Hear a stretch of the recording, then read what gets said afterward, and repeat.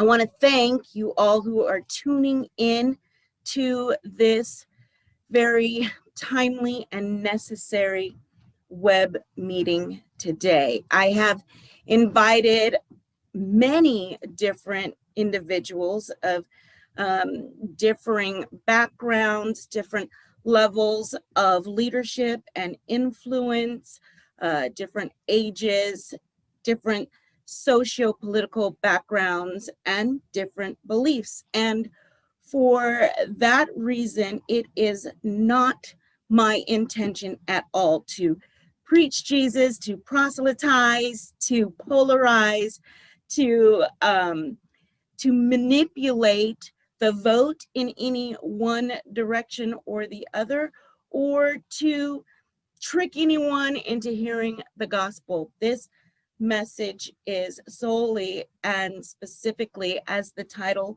states, to give us an opportunity to consider how we might balance the scales of political, cultural, and spiritual injustices that exist at this current time. And so my name is Pastor Deidre Campbell Jones. I am the pastor of the House of His Glory in Sylmar, California, Southern California. And I felt it was necessary to give that disclaimer right off the bat because of how I want to begin with this specific aspect of my background. In October of 1987, approximately 1 month before my 23rd birthday, I received Jesus as my Lord and Savior. And 5 years later, I began working for Willie L. Brown Jr., who was Speaker of the House at the time. And I was working as a secretary in the press secretary's office. Now, in the 5 years between accepting Jesus and working at Speaker Brown's office, I received some of the most divisive, polarizing, and offensive discrimination because I was a Black Christian. And the reason I bring up working at Willie L. Brown Jr.'s office is because the discrimination and the assumptions that I faced were not due to that political arena. They were due to the religious community, from religious leaders, from other Christians, and in particular for myself, it was on a show called J Seculo Live, in which the assumption that I should be, or that I was a Democrat because I'm Black, the assumption that I should be a Republican because I'm Christian were, yes, divisive and offensive, but it was the language that was associated with these assumptions that was hurtful, dismissive, degrading, and just absolutely confusing to me. And those assumptions and that language still exist today, and are somewhat even more accepted and tolerated, to the point in which God literally told me, nearly demanded of me, it was time for some balance, time to speak balance into the situation. And so that is the focus of this message. And it is necessary for this country, because this country was founded and established with a government that had the thinking that we as a country needed to be of the people, by the people, and for the people. And this comment, stated initially by Abe Lincoln in the Gettysburg Address, ironically, was taken from John Wycliffe and his opening introduction to his translation of the Bible in the spiritual arena. So initially, this aspect of us being a country that's established by the people, for the people, of the people, makes me think, which people? Which people? Because this country was built on the backs of people who were slaves. This country was grown on the knees of people who were immigrants. This country is protected with the very lives of people of every race and ethnicity, every gender, and every sexual preference. And this country has continued to be sustained, maintained, and made great by the ingenuity and the will of people who continue to be considered less than. And this same government that speaks of the people, speaks for the people, and is maintained supposedly by the people, is the same government that excluded the people that helped build it, maintain, and sustain it. When our founding declarations and documents declared that all men are created equal, those men that made those statements, wrote those statements into our founding documentations, meant all white men, that men of color, particularly Black men, were excluded from those statements. And women of any color were also excluded from those statements. So that today, women and people of color know, despite all political and civil accomplishments, that in our government, in our politics, the gaps of inequality are still deep and wide. And so it is because of the systemic nature of racism and the chasms of inequality that we still see today a violence and a polarization in politics and culture that is magnified exponentially. It is because of this polarization and this inequality and the language that pervasively supports it, because those things have now infiltrated the church. We desperately need balance. Culturally, I say this because the church was the safe haven. The church was the place of cultural justice. This was the place where communities of color could find like-minded political support amongst their people when it could not be found in society.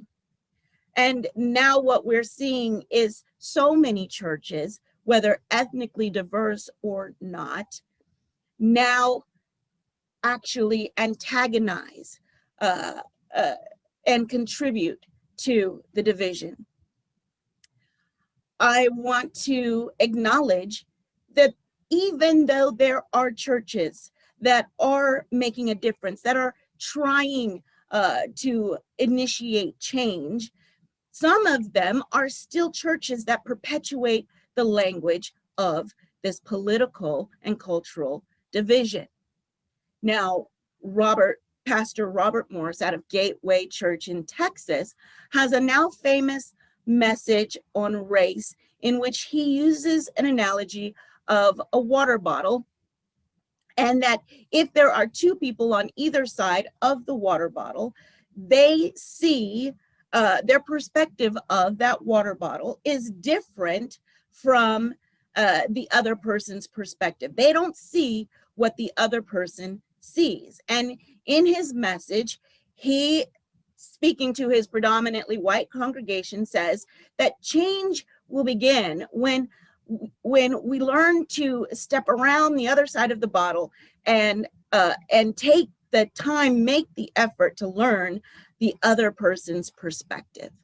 And so, to borrow that analogy, I intend in this message to, yes, show the differences on either side of the bottle, but to also describe why it is different on either side of the bottle and present a need of understanding the differences in order to help us initiate the changes that are necessary.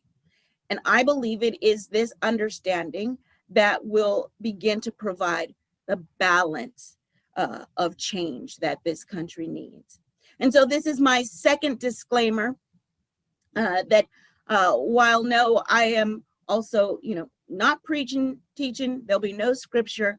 But in this next portion of this message, I'm going to describe some very heinous and hard to hear circumstances about our country's history in order to help illustrate why we're seeing what we're seeing in society today. And when I talk about what we see, the violence and the hatred and the crimes against our culture and our very way of living, it is in no way to condone what is going on, but to explain why society, culture, and community climates are currently so volatile. And why, in particular, politics and religion both perpetuate, sometimes aggravate, and even exacerbate the problems that exist. And so many discussions regarding racism and social injustice will go back to, start with, or focus on slavery. And many political leaders, Black political and civic leaders, like Ben Carson, like Clarence Thomas, like Wade Connerly, who, by the way, let me say, are not necessarily leaders in or for the Black community at large, but are leaders in their own communities and in their own field of career choice who happen to be Black and do not necessarily speak for Black communities as a whole. But when they speak on their perspectives, their point of view, they too will go back to slavery, but they do so from the stance that slavery's over, that we as Black people can no longer blame slavery for our problems, that we need to fix our own communities, that we need to pull ourselves up by our bootstraps and reject governmental handouts, reject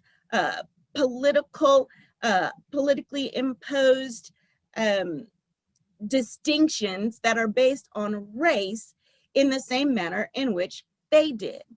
And so let me say, the truth of the matter is that all problems that are due to or are related to racism and social injustice are and have been initiated and created because of slavery, but more specifically, because of the very process, the very deliberate and purposeful process of making slaves.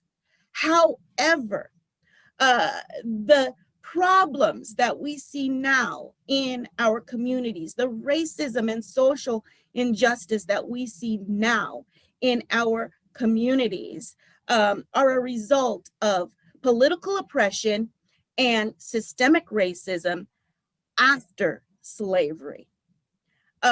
When the Declaration of Independence said that all men had the right to life, liberty, and the pursuit of happiness, uh, governmental laws and systems and political racism continued to disallow people of color to these same statements.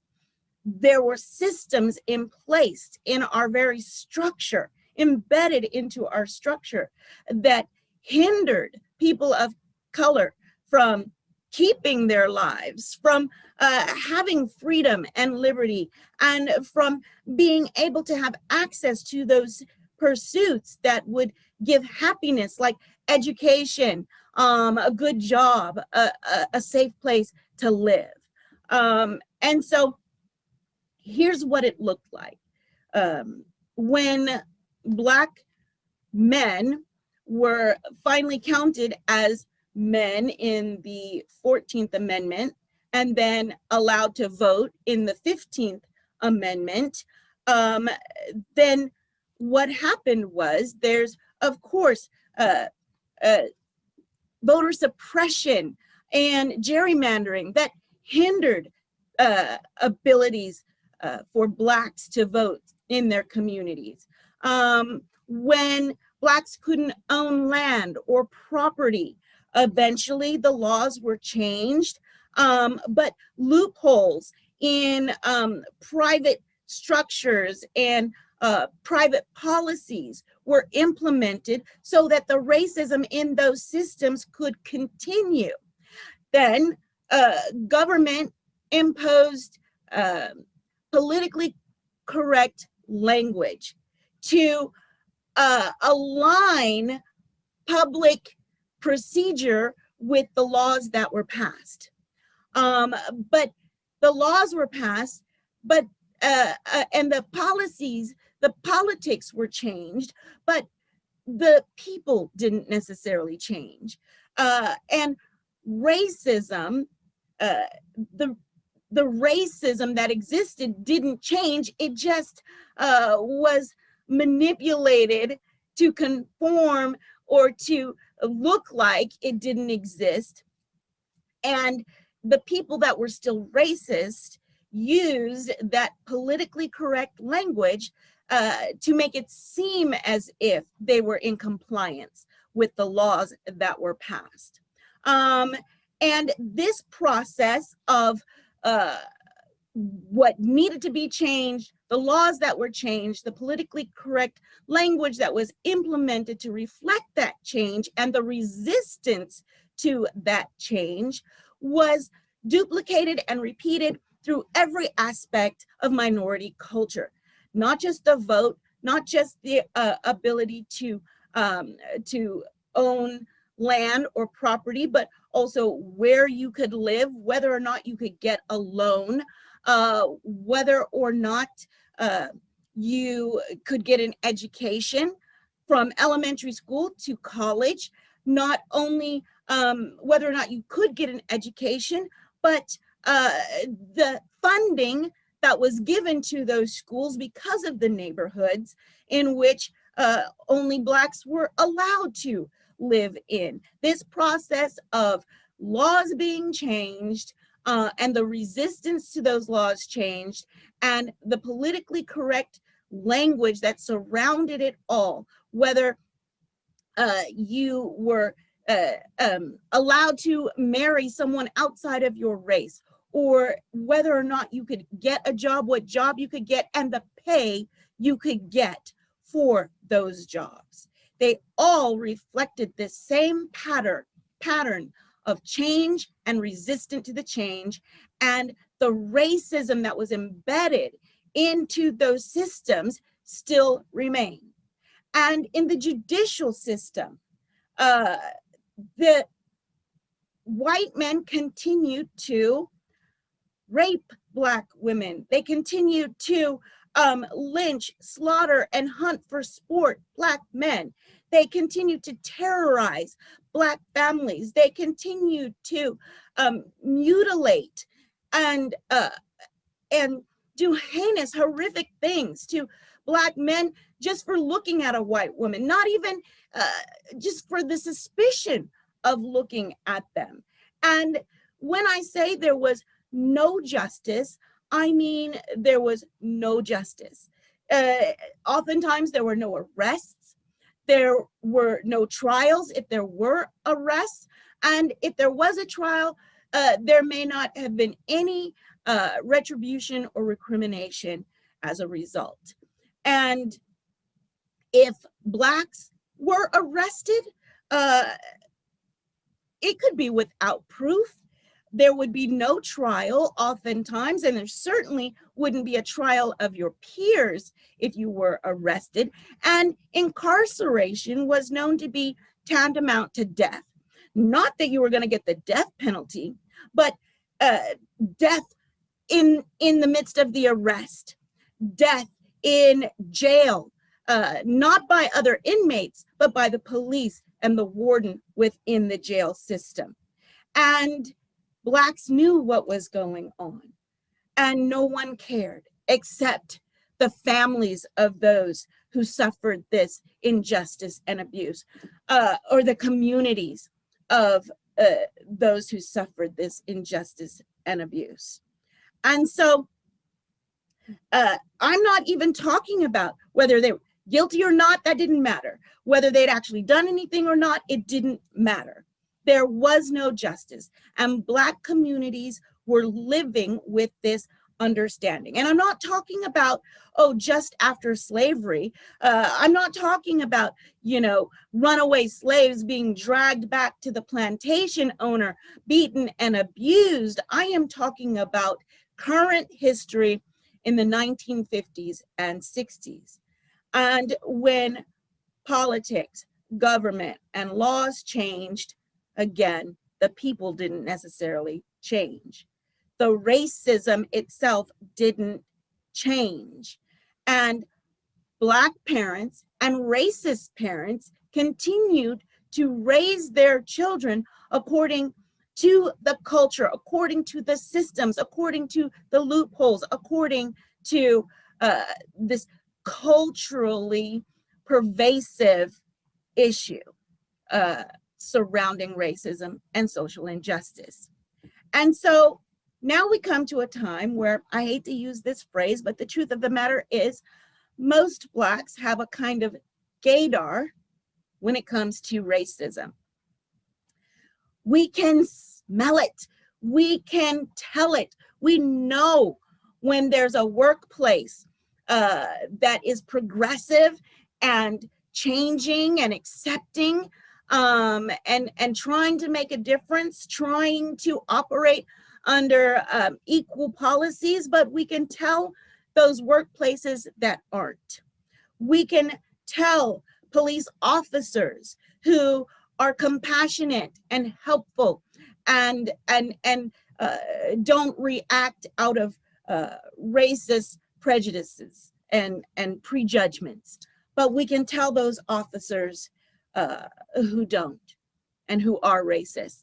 We can tell the schools, the apartments, the neighborhoods, the communities that are good to be a part of and those that are not. Blacks can tell the leaders, the bosses, the teachers, and the neighbors who are different, who are better, who are accepting, and we can tell who are not and who is racist. We've lived this way for over 40 years. And so that now what we see are generations who are living this way without the experience of why, but instead are now reacting from the results of why, from the symptoms of why. And so we see now the protests, which are good, but we also see those who take advantage of the protests, who riot and loot and cause vandalism and crimes to buildings and acts against officers and firefighters.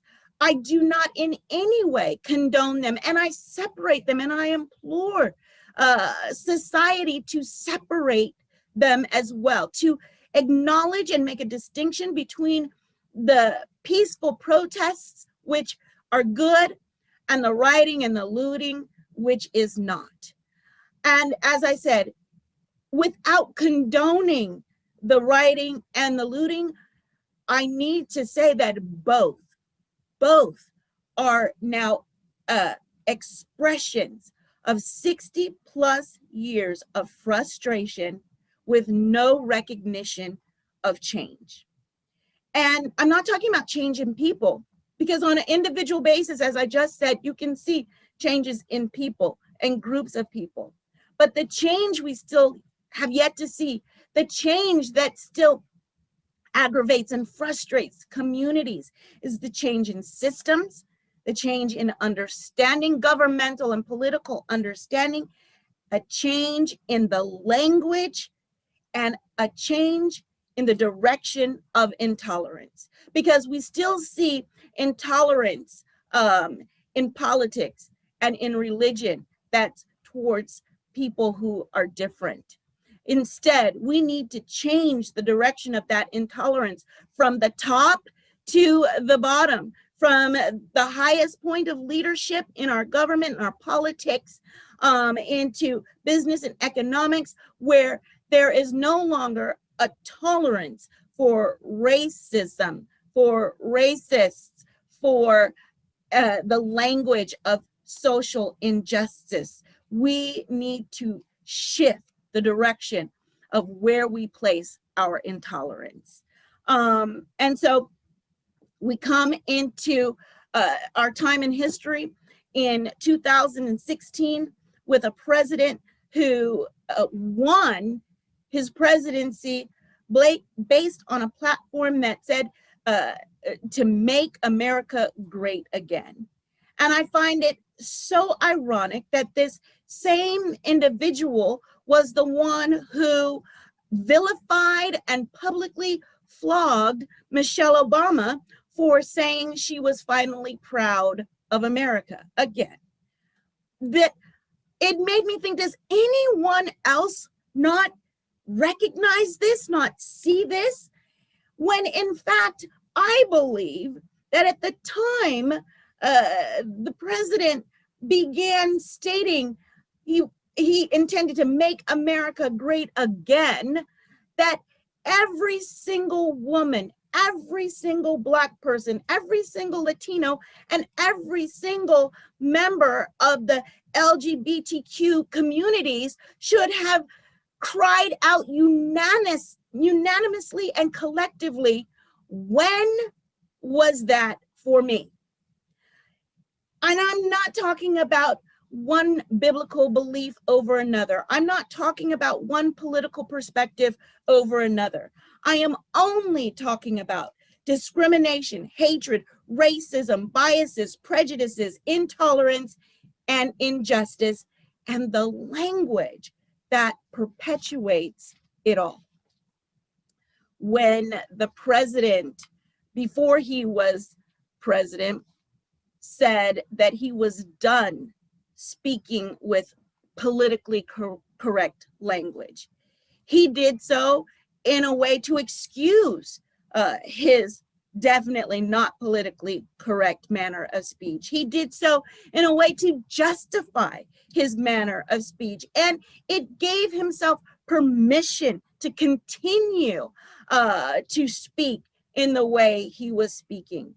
But it also gave society permission as well, and to not just speak on it, but to act on it. To the America that recognized, that connected with, and agreed with that mentality, they look at a time when America was great, and a great America for them was when they had the political and the judicial and oftentimes the religious freedoms to act upon their hate without recrimination. And so when I hear religious leaders that I respect, honor, and have learned from use that kind of language that reflects the same language that comes from the government, when I hear them use the same words that they too no longer want to have to use politically correct language, and that they mimic the language of a president who absolutely hates me because I'm a Christian Black woman, I'm disappointed, I'm hurt, I'm offended, I'm bewildered.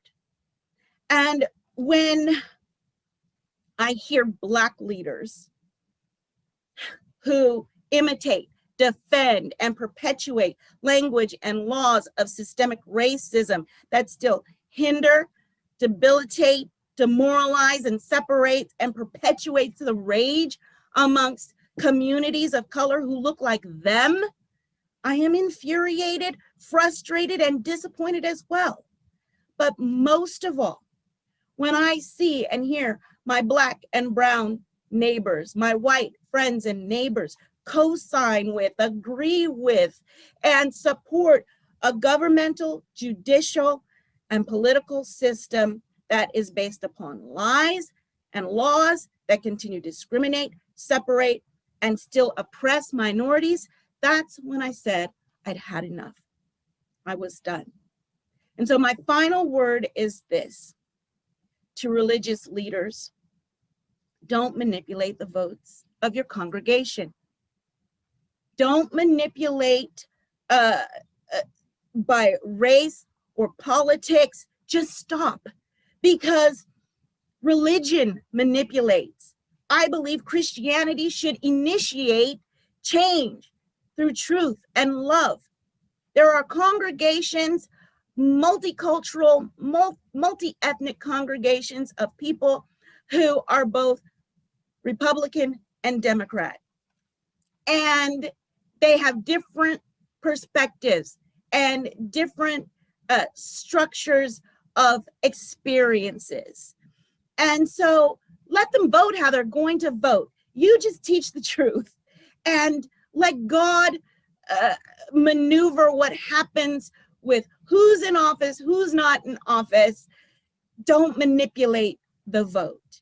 To Black Republican leaders, like poor Georgia Representative Vernon Jones, I say, don't continue to align yourself with and contribute to the racism, the lies, and the systems that continue to suppress and oppress and separate us as a Black community.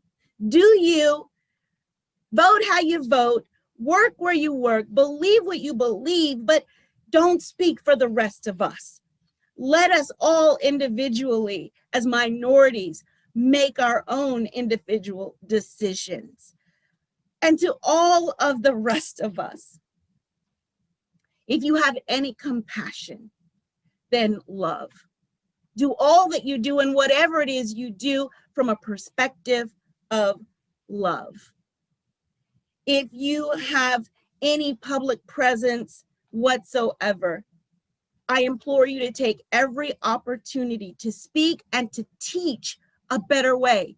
Teach all communities of all ethnicities that there is a better way.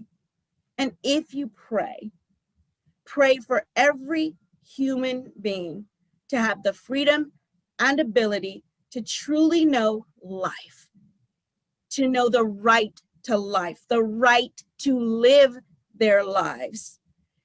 And pray that every citizen and resident of our country have the right to know liberty and the right to the pursuit of true happiness. In this way, I believe that as we love, educate, and pray, we can balance the scales between politics and religion and our society, and begin to make the kind of nation that will only be great when there is liberty and justice for all. I thank you very much for spending this time with me. And I look forward to hearing from you if you have any comments or questions that you would like to ask of me during this time through the chat, or during after the call through email, you can contact me at contact@thehouseofhisglory.com. Thank you once again. And remember, next Tuesday, it's election day. Please vote. God bless you.